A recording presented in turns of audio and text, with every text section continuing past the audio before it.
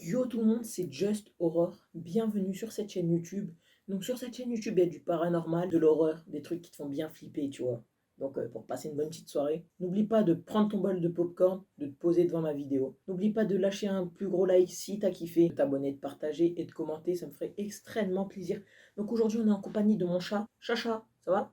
Chacha, ça a l'air d'aller. Donc on est en compagnie de mon chat, comme je le répétais. Donc pour cette nouvelle histoire, c'est l'histoire de Camille, tu vois. Après, pour cette vidéo, je dois lire sur mon PC qui est juste à côté. Donc désolé si je regarde pas trop la caméra, mais c'est une histoire réelle que Camille nous raconte en plusieurs chapitres. Donc s'il y aura 5 gros likes, je raconterai le chapitre 3. Là, on va faire les 2 premiers chapitres ensemble. Donc voilà, c'est parti, ça il fait quoi.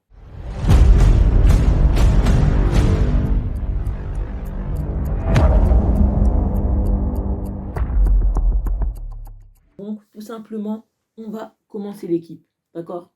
Alors n'oubliez pas de mettre votre plus gros like. Je suis dans mon nouveau décor. Clic-clac, tout ça. Si vous voulez un room tour de la chambre, du studio, 5 likes. Quelques minutes d'avoir après posté une photo, tu vois. En fait, je t'explique. Camille, elle est influenceuse sur Instagram et elle est célibataire, elle a 20 ans. Donc elle vit plus chez ses parents, elle est emménagée dans un petit studio, tu vois. Et du coup, ben, vu qu'elle est influenceuse sur Instagram, c'est le vendredi après-midi, elle a rien à faire comme à chaque fois. Bah, elle se dit, bah tiens, je vais, euh, je vais faire quelques photos, quoi. Et là, elle fait ses photos, tac, tac, tac, tac. Quelques minutes après avoir posté la photo, une cinquantaine de commentaires. En plus, elle était surprise des commentaires parce que, tu vois, de base, elle a qu'une soixantaine d'abonnés. Donc voilà. Et les commentaires, qu'est-ce que c'était? C'est quoi ces couteaux derrière toi? C'est quoi cette ombre? C'est quoi ce type? C'est quoi cette silhouette? Les gens répétaient que ça. C'est quoi sur le mur? C'est quoi tout ça? Ensuite, elle prit son téléphone, la photo, tu vois, elle a zoomé un peu. Effectivement, il y avait vraiment une ombre sur ce mur. Donc, elle a regardé ce fameux mur, tu vois, et là, elle voyait plus l'ombre. Heureusement, c'était que de la peinture, il n'y avait rien. Elle flippe un peu, d'autant qu'elle vit seule, donc c'est comme ça, tu vois. Toi, t'habiterais seule chez toi. Est-ce que tu flipperais pas par hasard, hein? Donc voilà, elle flippe un peu, et en plus, vu qu'elle vit seule, ben, elle vit plus chez ses parents, vu qu'elle a la vingtaine, donc elle décide d'appeler une amie, tu vois, qu'elle vienne chez elle, tout ça. Elle n'a pas envie de rester trop seule après ce qui s'est passé. Dieu merci, sa copine, elle accepte, tu vois. Elle dit bon, j'arrive, tout ça. Elle lui montre la fameuse photo et la copine dit qu'il y a vraiment une ombre, une silhouette là, avec un couteau. C'est comme si derrière moi, là, tu vois l'ombre de ma main là, hein. Bah, c'est comme si cette ombre bah, serait sur une photo, sur une de mes photos Insta, tu vois. C'est pareil, sauf que là, c'est un gars avec un couteau. Donc, d'autant plus que sa pote, elle croit beaucoup au paranormal, tout ce qui est horreur, tout ça. Bah, tout simplement, bah, elle va lui dire ouais, il y a vraiment un gars avec un couteau derrière toi, tout ça.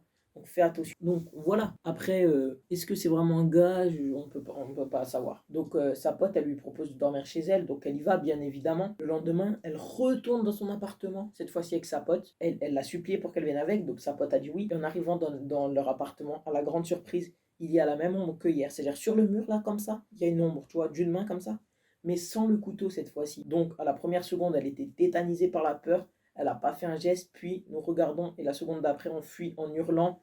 Ils sont partis en hurlant, et ils ont oublié de refermer la porte. Arrivé dehors, tu vois, son ami me propose d'aller dans un hôtel. Je n'hésite pas une seconde. Après, si t'es tétanisé, qu'il y a quelqu'un chez toi, qui a un nombre de couteaux, normal, tu dors pas chez toi. Donc voilà. Et arrivé dans notre chambre d'hôtel, je poste une photo sur Twitter et l'oncle qu'on a vu précédemment. J'avais préparé mon téléphone pour prendre une photo et je demande de l'aide sur Twitter. Quelques minutes plus tard, une dizaine de commentaires. Mais, oui, je sais à quoi vous vous attendez. Eh ben non. Eh ben non, eh ben non. Mais pas ce que j'imaginais. Ils disent, il y a absolument rien sur cette photo. Il y a des messages haineux du genre fake ou arrête de mytho, wesh. Je leur réponds disant qu'il y avait quelque chose sur cette photo quand je l'avais postée. Donc en mode, les gens sur Twitter la croient pas qu'il y avait une ombre avec un gars avec un couteau, tu vois, comme ça. Bah, les gens, ils la croient pas sur Twitter, tu vois. Donc elle leur répond tout ça. Et ils continuent de l'insulter, tout ça. Donc la pauvre, il continue de l'insulter. Mon chat, s'il te plaît, arrête. Continue d'insulter, tout ça. Et c'est la fin du premier chapitre. Alors, on va passer au chapitre suivant tout de suite. Let's go. Je vous laisse avec la transition.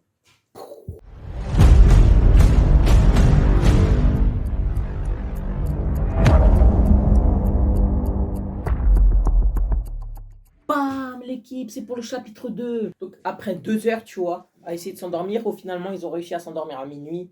Le lendemain, ils se sont réveillés, mais mon amie, qui se nomme Mélanie, n'est plus dans la chambre. Je m'inquiète pas plus que cela. Je me dis qu'elle est sans doute partie prendre le petit-déj, tu vois. Parce qu'il y a une cuisine dans l'hôtel, quoi. Elle aurait pu me prévenir quand même. Donc elle descend, elle pour aller manger, tu vois. Elle se dit, bon, bah, je vais croiser Mélanie, tout ça. Je laisse un petit mot au cas où elle rentrerait dans la chambre. Je vais lui dire que je suis allé prendre le petit-déj moi également. Donc elle descend manger, mais elle ne trouve pas Mélanie. Je me dis qu'elle est partie du restaurant. Quand je suis arrivé, je remonte dans notre chambre d'hôtel. Bizarre, elle n'est quand même pas là. Je lui envoie donc un message par téléphone disant: tu es où Mélanie? Une demi-heure plus tard, Mélanie n'est toujours pas là. Je lui renvoie un message sur son téléphone. Cette fois-ci, bon, réponds-moi là. Je commence à flipper, wesh, tu vois. Je commence vraiment à flipper. Une heure plus tard, n'est toujours pas là. Je décide de l'appeler. Évidemment, messagerie. Alors, je rappelle, toujours messagerie. Et je me rends compte que ce n'est même pas le même répondeur qu'habitude. Il dit, cette fois, she's dead. En écoutant ça, mon téléphone, mon cœur s'arrête de battre. C'est le trou noir, tu vois. Mon téléphone, je le lâche, je tombe. Puis tout d'un coup, je me réveille en criant: ah! Qu'est-ce qu'il y a? Me demande Mélanie.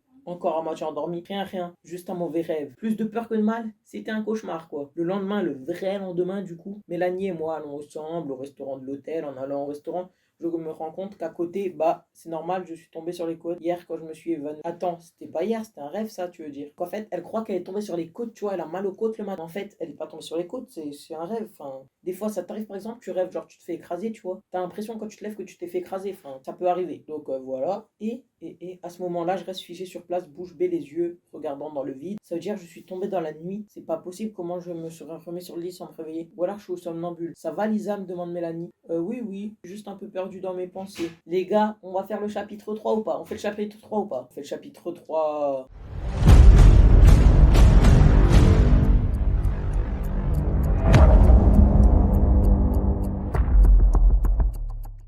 On a décidé de rentrer dans l'appartement de Mélanie. La nuit est arrivée, depuis longtemps Mélanie dort, mais pas moi. Je n'arrête pas de me tourner d'un sens, de l'autre. Ça aussi, ça t'arrive. Tu te couches comme ça, là-bas, t'arrives pas à t'endormir, tout ça. Donc, voilà. Tout à coup, mon téléphone vibre. Je l'allume, numéro inconnu. Je commence à avoir très peur, mais bon, c'est sans doute quelqu'un qui s'est trompé ou me faire une blague. Enfin bref, pas plus de problème que ça. Enfin, je l'espère. Je regarde par la fenêtre. Qu'est-ce qu'il y a marqué sur le message? J'hésite un moment et je me décide à regarder par la fenêtre. Ah, pardon.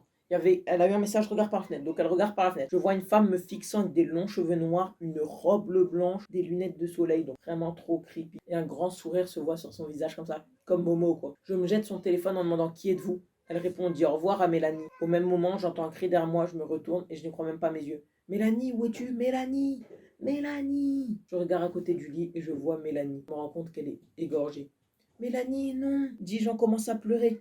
Me laisse pas. Et elle voit cette même femme sur la terrasse, tu vois. Je m'empresse de me cacher dans la salle de bain en fermant la clé à double tour. M'aurait trop pris de temps de fuir par les escaliers de l'immeuble. Je sens la poignée de la porte bouger, comme si quelqu'un elle essaye, tu vois, de l'ouvrir comme ça. Je regarde par la fenêtre, je l'ouvre. Comme on est au premier étage, je n'allais pas mourir si je sautais. J'hésite à sauter, puis j'entends la porte s'ouvrir, je ne réfléchis plus, je saute. J'atterris sur des gravillons, des ronces. Comme je suis en pyjama short, mes jambes saignent à cause des ronces, mes pieds aussi. J'ai froid car on est en octobre. Il fait la nuit, enfin bref. Je me mets à courir le plus vite possible derrière la maison qui vient, tu vois. Et une porte, anti-braquage de préférence. Je toque et sonne à plusieurs reprises et crie: ouvrez-moi, s'il vous plaît, à l'aide. Ma copine vient de se faire égorger dans l'hôtel. Je vois la femme se rapprocher de moi lentement mais sûrement. Je crie de plus en plus fort et j'aperçois la lumière de cette maison s'allumer. Puis la porte s'ouvre enfin, je fonce à l'intérieur de la maison en bousculant la personne qui m'a ouvert. Cette femme, la porte à la clé, c'était un homme qui était avec cette femme. Ils avaient au moins la trentaine. Que s'est-il passé, me demande la femme. Cette femme, elle me poursuit. Elle a tué mon ami. J'avais clairement l'air folle. Je m'attendais à ce qu'ils me mettent à la porte, mais non, heureusement. Expliquez-vous calmement, s'il vous plaît. Nous ne comprendrons rien, dit l'homme. Je raconte toute l'histoire du début à la fin. Ils se regardent puis disent: on devrait lui raconter, non? Me raconter quoi, dis-je, inquiète. Il devait lui raconter quoi, dis-je, inquiète. Ben, pour la suite, eh ben, mettez 3 likes, les amis. 3 petits likes. 3 petits likes. Et on fait les 3 derniers chapitres. J'espère que la vidéo vous aura plu. C'était Just Horror. Si vous voulez un room tour, 5 likes. La partie 2, 3 likes. Merci, je vous kiffe. Merci pour les 8 abos. Là au milieu, abonne-toi. Merci, mon père. Bye.